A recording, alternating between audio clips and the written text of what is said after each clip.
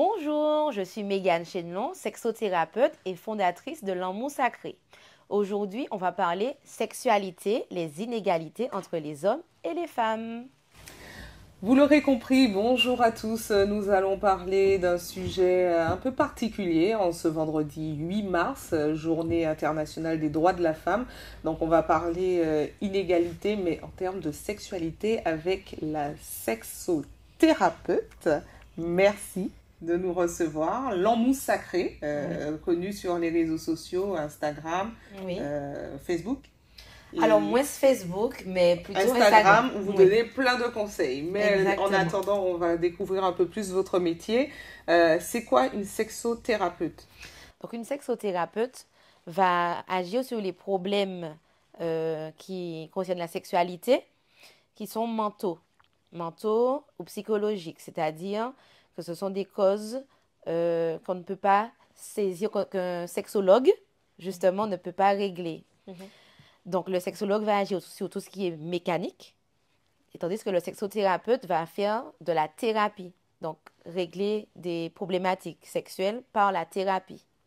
Alors, vous exercez ce métier depuis 4 ans. C'est Alors, ça. c'est une profession qui n'est pas très connue. En tout cas, Non. ça fait pas partie des orientations dont on parle à l'école. Comment vous en êtes Exactement. venu à faire ce métier? Eh bien, moi-même, je ne pensais pas un jour faire ce métier, mais quand j'ai eu ma fille, bien sûr, la grossesse déclenche toujours des révélations chez les mamans. Donc, quand j'ai eu ma fille, je me suis dit que bon, j'aimais bien mon métier, je l'aime toujours dans le cœur, Vous étiez mais quoi? j'étais conseillère commerciale en assurance Mhm. et j'ai aussi travaillé dans la fibre optique. Mais je voulais faire quelque chose qui me ressemble et puis qui me permet de créer, parce qu'effectivement, depuis que j'ai fondé l'Amour Sacré, je suis fière du parcours du parcours, tout gros. Et puis, je peux mettre ma sauce, en fait. Mhm. Voilà, donc c'est vraiment le fait de pouvoir créer quelque chose qui me tient à cœur. Et puis aussi, il faut dire que j'étais déjà un petit peu la sexothérapeute de mes copines à l'époque, sans avoir le diplôme à l'époque. C'est-à-dire, alors, parce que vous avez dit sexothérapeute, c'est la partie mentale. Donc, on vient, on vous confie, c'est un peu comme un psychologue, C'est un ça. thérapeute, mais qu'en termes de sexualité. Oui, c'est ça. Alors, dans mon cas, je suis également thérapeute et thérapeute de couple. Mais c'est vrai que la plus grosse partie de mon activité concerne la sexualité. Donc, c'est effectivement ça. C'est comme quand on va au psychologue pour une rupture, pour la perte d'un animal ou d'un être cher. Mais on parle de sexualité. Alors, vous exercez en Martinique, mais comme vous êtes sur les réseaux, donc, bon, de toute façon, vous couvrez Oui. de façon un peu plus globale. Dans votre expérience, quel est est-ce qu'il y a un blocage le plus fréquent? Alors, le blocage le plus fréquent, ce sont souvent des femmes, soit mariées depuis longtemps ou dans des relations très longues, qui ne ressentent plus de désir et qui pensent que c'est un problème, alors qu'en réalité, c'est un processus normal puisque le désir se maintient. Comme toute autre chose, la motivation se maintient, le désir également. Donc, dans un couple, on passe par des épreuves, par des traumatismes qui font que le cerveau, il fonctionne d'une certaine façon. Ça me fait mal, alors je n'y vais plus. Et donc, c'est ce qu'on appelle la routine? C'est ça qui voilà. enlève? Donc, on a la facilité de dire la routine parce que c'est ce qu'on entend et ce qu'on lit, mais ce n'est pas forcément la routine parfois. Ce sont parfois des non-dits, parfois des blessures qui n'ont pas été exprimées ou qui ont été exprimées mais qui n'ont pas été reçues par l'autre partenaire, qui bloquent finalement une sexualité épanouie. Alors, nous avons reçu le mois dernier un sociologue qui faisait état que les femmes, quand elles atteignaient 50 ans, alors je dis les femmes, pas toutes, mais il y avait quand même une grande partie qui, en atteignant 50 ans, renonçait carrément à la sexualité. Pour le coup, il n'avait pas vraiment d'explication. En tout cas, il n'avait pas fait d'études dessus. Mais est-ce que vous le voyez dans vos patients? C'est des patients, on appelle ça Non, patients? on dit clients. Dans vos clients? C'est ça. Est-ce que vous le voyez? Est-ce que vous avez une explication? Alors, je n'ai pas fait d'études non plus, Par contre, étant donné que je suis sexothérapeute, moi, j'ai plus une clientèle qui va venir justement pour ne pas tomber dans l'abandon de leur sexualité. Donc, j'ai plutôt des femmes de cet âge-là qui vont venir pour me dire, je ne veux pas que ça m'arrive, est-ce que j'ai un problème? Et on travaille, et puis l'explication, ça, c'est souvent ben, la société, la famille, la pression familiale. Une femme de 50 ans ne peut pas avoir de relations sexuelles, quand même. Tu connais déjà, tu as déjà vécu, tu peux pas penser qu'à ça non plus. Donc, du coup, il y a une vraie pression de la société et de la famille. Quand je dis famille, je ne parle pas des personnes plus âgées, mais des propres enfants parfois de la personne qui vient me voir. Qui n'arrivent pas à imaginer que maman refasse sa vie, par exemple. Par exemple, ou que maman continue à avoir des relations sexuelles avec papa. C'est-à-dire au sein Ça, on même n'est de pas leur censé propre famille. savoir, on ne sait pas. Pas censé En tout cas, on ne veut savoir, pas savoir. pas censé savoir, mais le simple fait de, même dans la tenue vestimentaire, parce que la sexualité, comme je dis, on a souvent l'impression que ce n'est qu'un acte de pénétration, de circlusion, sauf que pas du tout. La sexualité, c'est quelque chose, c'est une énergie. C'est une énergie où, même dans la façon de s'habiller, à un certain âge, les femmes se disent, bon, ben, il ne faut plus que je m'habille comme ça ou de cette couleur-là, parce que la société estime que la femme d'un certain âge ne peut plus s'habiller de cette couleur-là ou de cette façon-là. Alors, vous parlez de femmes, mais est-ce que les hommes, il y en a qui vous consultent aussi? Oui, alors j'ai des hommes. Alors, je Parce qu'eux aussi sais ils que ont des c'est une problèmes. blessure pour mes abonnés ou pour les personnes qui me regardent quand je dis que c'est vrai que les hommes ont une pression, mais pas autant. Les hommes qui vont venir chez moi, ce sont des hommes qui paniquent à l'idée que leur érection n'est plus comme à 20 ans. Mhm. Voilà, C'est ça l'essentiel de leur c'est problème. l'essentiel de mes consultations pour les hommes. Mhm. Maintenant, je ne dis pas qu'il n'y a pas d'autres problématiques, mais peut-être que ceux-là n'ont pas encore franchi le cap de venir consulter moi ou une autre ou une collègue. Mais en tout cas, en général, ce sont souvent des hommes qui paniquent quant au changement de leur corps Mhm. et de leur énergie. Donc, les femmes et les hommes ne sont pas du tout égaux dans leur sexualité. Non, pas du tout. Mis à part ces problèmes-là, il y a aussi des problématiques sociétales, comme je disais, où la femme, peu importe son âge, a un quota de partenaires. C'est-à-dire que dans Pour être bien l'imaginaire, vu, en tout cas. pour être bien Mhm. vue, Oui. oui, bien sûr. C'est-à-dire que dans l'imaginaire collectif, une femme de 19 ans a un quota. Il ne faut pas que ça dépasse un certain nombre, selon chaque personne. Et je ne parle pas que des hommes, hein. Mhm. Selon chaque personne. Même les femmes Même ont les des femmes. jugements envers les autres femmes. Voilà, c'est ça. Même Mhm. les femmes ont des jugements envers le nombre de partenaires. Et à 20 ans, il y a un nombre. À 30 ans, il y a un nombre. Il y a aussi un jugement sur le nombre de, de pères concernant les enfants.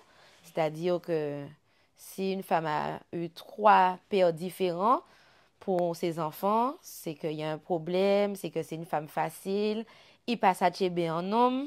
Mhm. Donc, il y a un jugement par rapport à ça. Tandis qu'un homme qui a 20 mères différentes pour 20 enfants, ça ne choque pas plus que ça. C'est normal. On est Mhm. aux Antilles, c'est normal. Tu t'attendais à quoi? Alors, quelle solution? Est-ce qu'il y a des solutions? Ben, alors moi, je travaille à mon niveau. Je sais que c'est une goutte dans l'océan, mais j'y crois, à ma petite goutte. J'essaye de faire des vidéos, des articles sur comment ouvrir sa conscience. C'est-à-dire qu'on puisse sortir de justement cette pression-là, de ces injonctions-là, où une femme n'a pas le droit de se sentir sexuelle. Mhm. Une femme n'a pas le droit de se sentir sensuelle, sauf au regard de son mari. Et quand je dis ça, je parle bien de sensualité, hein. C'est-à-dire que c'est une énergie, encore une fois, l'énergie sexuelle, c'est une énergie que l'on dégage. Et l'énergie sexuelle, c'est aussi l'énergie de la créativité. Donc, que femmes et hommes puissent explorer leur potentiel sexuel. Est-ce que les choses évoluent de ce que vous voyez? Alors, ça ne fait que 4 ans, mais vous avez dit qu'avant, vous étiez un peu sexothérapeute avec vos copines, donc vous avez quand même un regard, vous avez vu vos copines vivre des choses. Est-ce que les choses évoluent aujourd'hui? Oui, alors, ce qui me permet de dire que ça évolue, et ça évolue quand même assez rapidement, puisque aujourd'hui, le simple fait de voir des femmes de plus de de 40 ans consulter chez moi, ça me permet déjà de dire qu'il y a une évolution. Ça se faisait pas avant. Les Non. femmes âgées, enfin âgées, 40 ans. Les femmes tout court. Oui. Les femmes tout court, en fait, la sexualité n'était pas vue comme du plaisir, c'était vu comme, tu te maries, tu donnes des enfants à ton mari, et puis la vie Tu t'occupes continue. de ton mari. Voilà, C'était tu un peu t'occupes de ça. ton C'était mari. La notion de s'occuper. Exactement. Et je fais quand même le parallèle pour rassurer les hommes que je pense quand même à eux, même si ce n'est pas le combat que j'ai choisi. J'ai choisi les femmes, mais le combat des hommes existe. Les hommes aussi ont une pression de performance. Ils ont une pression de durée dans le temps, de performance. Mais c'est une pression qu'ils se mettent eux-mêmes ou que ce sont les femmes? Parce que est-ce que dans ce qui ressort des gens que vous rencontrez, de vos clients, les femmes jugent ça, la durée, Oui, donc c'est vraiment une pression de la société, pas les hommes entre eux, c'est-à-dire que les femmes vont être plus clémentes face à un homme qui n'est pas performant. Je mets des guillemets. Mais elles vont quand même raconter à leurs copines, franchement, c'était trop nul. Voilà. Et les hommes se mettent cette pression parce que cette pression existe réellement sur le point de la performance et de la durée, de la grosseur, de la longueur. Enfin, une performance qui n'a pas lieu d'être, bien sûr. Et les femmes qui sont dans la société également pensent que c'est la vérité absolue. Et donc, ça crée des problèmes de sexualité qui n'ont pas lieu d'être également. Mais c'est qui a enclenché ça? Ce sont les hommes ou les femmes finalement? Finalement, je n'ai pas la réponse à cette question, mais ça remonte à tellement longtemps que franchement, c'est vraiment quelque chose qui est difficile à combattre. C'est une idée qui est difficile à combattre parce que ça remonte au Moyen-Âge. Alors, vous avez parlé de la sexualité qui... Est-ce que finalement, il y a une évolution? Alors, on a parlé de la perception, mais dans les faits, est-ce qu'il y a une évolution? Oui, dans les faits, il y a une évolution, mais comme je dis, c'est vraiment une goutte dans l'océan. C'est-à-dire que parce que je suis dans un cercle de personnes qui me ressemblent, j'ai l'impression que c'est monnaie courante, sauf que quand je sors dans l'autre monde et que j'interagis avec d'autres personnes, j'ai l'impression d'être un extraterrestre. Et j'essaye d'exprimer, malgré le regard choqué, j'essaye d'exprimer quand même aux personnes que non, il y a une autre vision, que la sexualité, c'est pas une course, c'est pas un devoir non plus, et c'est pas un besoin, parce que c'est aussi une idée qui perdure, encore par rapport à l'inégalité homme-femme, ou même dans certains textes religieux, on entend dire que la femme doit se soumettre sexuellement, et c'est une idée qui est dure à combattre.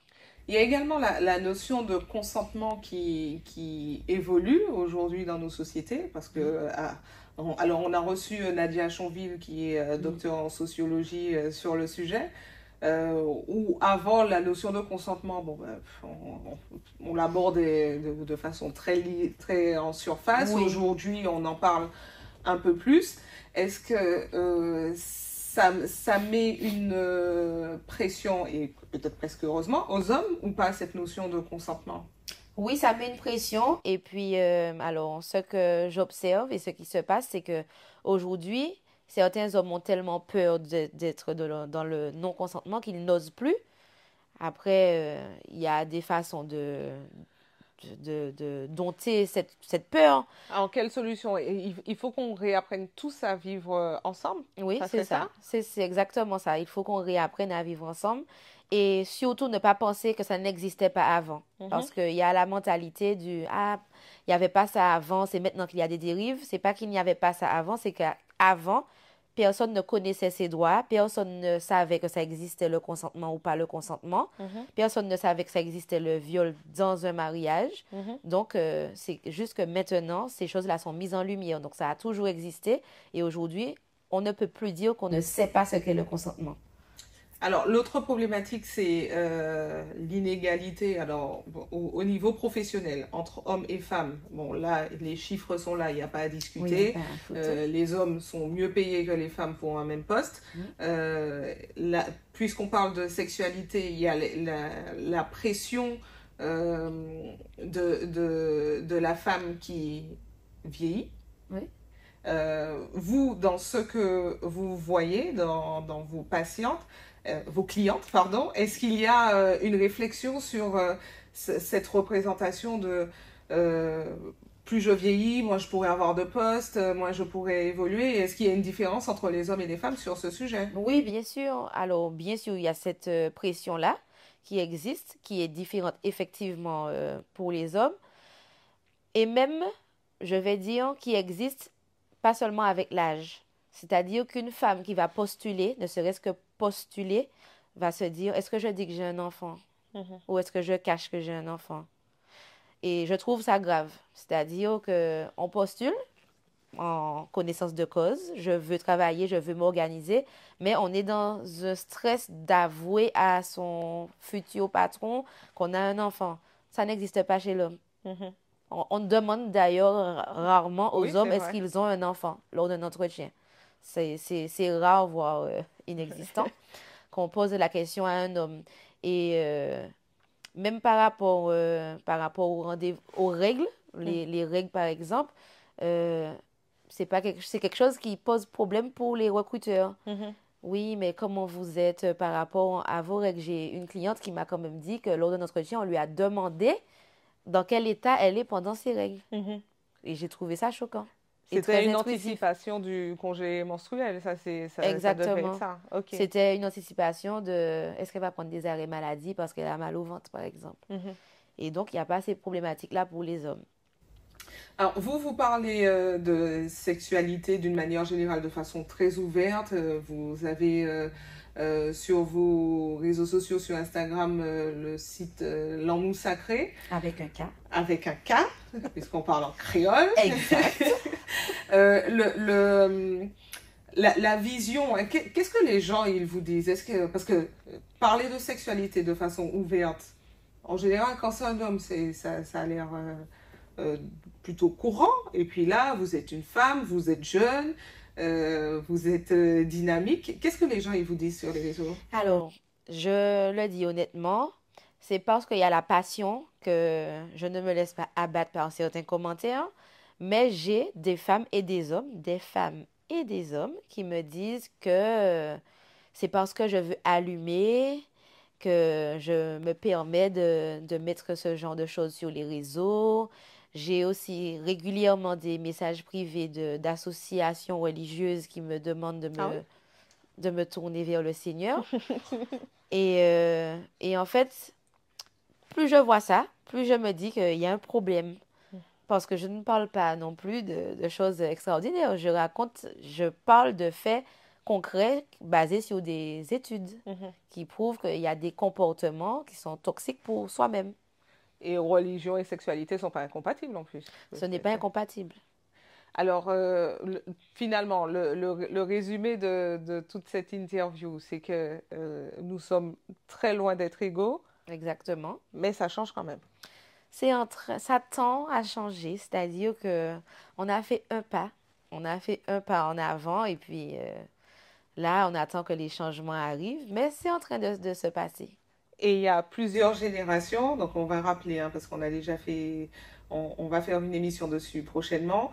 Donc il y a la génération, alors la génération des années 2000, c'est génération Z. La génération des années 80, c'est Y. Et il y a la génération d'avant.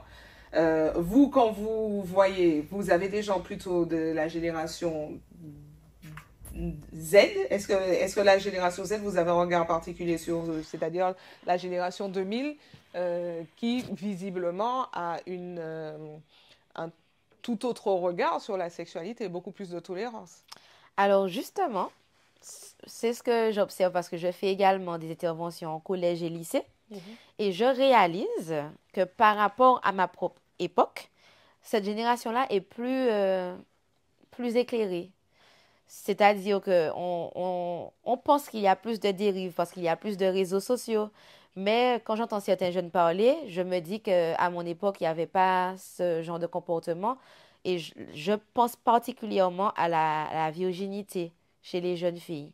À mon époque, c'était limite la honte d'être encore vierge. Parce qu'il y avait une pression où si tu es vierge, c'est que tu ne plais à personne, c'est que on te laisse pas sortir, tu es privée. Aujourd'hui, elles sont moins privées et plus à l'aise avec leur corps. C'est-à-dire qu'elles vont plus elles sont à même de me dire non, je ne suis pas encore prête et devant toute la classe et ça ne choque personne. Alors qu'à mon époque, si quelqu'un faisait ça, c'est comme demander à ce qu'on soit bizuté tout le reste de l'année. Donc finalement, parce que ça ne colle pas avec les idées reçues qu'on a, que cette génération qui est presque biberonnée aux réseaux sociaux, aux films pornographiques et à toutes les images auxquelles ils peuvent avoir accès. Finalement, on a l'impression que c'est une génération qui est perdue, mais finalement, vous n'avez pas du tout cette impression. Non, j'ai vraiment foi en cette jeunesse-là parce que quand moi je vais vraiment vers eux, on va pas faire comme les reportages sur Haïti et sur l'Afrique, on va prendre vraiment le noyau pourri, on va prendre la généralité, où j'ai vraiment une généralité de jeunes filles qui vont me dire non, je veux apprendre, je veux attendre, je veux être prête, je veux savoir, mais comment je saurai si je suis prête? Et en comparaison à mon époque où c'était pas ça du tout, c'était allons-y, vaille que vaille. Et les jeunes garçons, ils disent Les quoi? jeunes garçons, excusez-moi de le dire, ils sont un peu plus éclairés, mais ça persiste. La pression des pères, et puis père, P-A-I-R, hein, S, pas père, les papas. La pression des pères et puis la pression de la société fait que c'est pas au même niveau que les jeunes filles. On n'est pas sur le même niveau, même si j'assiste et je le vois, de plus en plus de garçons s'intéressent à une sexualité saine et épanouie. Mais c'est même vrai les garçons s'intéressent à une sexualité saine. Oui. D'accord. Aujourd'hui, il y en a beaucoup plus que la génération Y, justement. La génération Y, je crois que c'était la période à le reculer pour mieux sauter. Bon ben, tant mieux. Donc ça veut dire que les choses évoluent positivement. En tout cas, mais vraiment petit à petit. C'est-à-dire que l'évolution n'est pas fulgurante. Il y a encore beaucoup de dérives et beaucoup d'idées reçues, même très jeunes. Comme quoi? Comme par exemple, mais oui, madame, si la fille danse sur vous, c'est qu'elle veut vous exciter, donc c'est qu'elle veut un rapport sexuel. Et je peux leur expliquer, une séance d'une heure, que pas du tout. Ils vont persister avec moi que oui. Et comme par exemple, on ne peut pas emmener une femme à l'hôtel sans avoir de relations sexuelles. Inviter une femme au restaurant, il faut savoir qu'après, il y a quelque chose. Et ça, ce sont les jeunes du lycée qui réfléchissent. Sont les hommes. Les garçons du lycée qui réfléchissent. Du lycée, enfin certains du lycée. Donc, je veux dire que ce noyau-là existe encore. Même si on a une majorité qui vont s'intéresser ou alors ne pas parler. Mais il y a encore le petit noyau de la femme objet. Alors, pour conclure, je vous laisse la conclusion. Les hommes et les femmes, en termes de sexualité, sont-ils égaux? Pour conclure, je répondrai que non. Même si, je le répète, les hommes ont leur propre bataille, les femmes ont leur propre bataille. Et moi, j'ai choisi, parce que je suis une femme, évidemment, de me battre pour l'égalité des femmes. Mais on n'a pas encore atteint une égalité sexuelle et une égalité tout court. Mais ça évolue. Merci à vous d'avoir répondu à mes questions.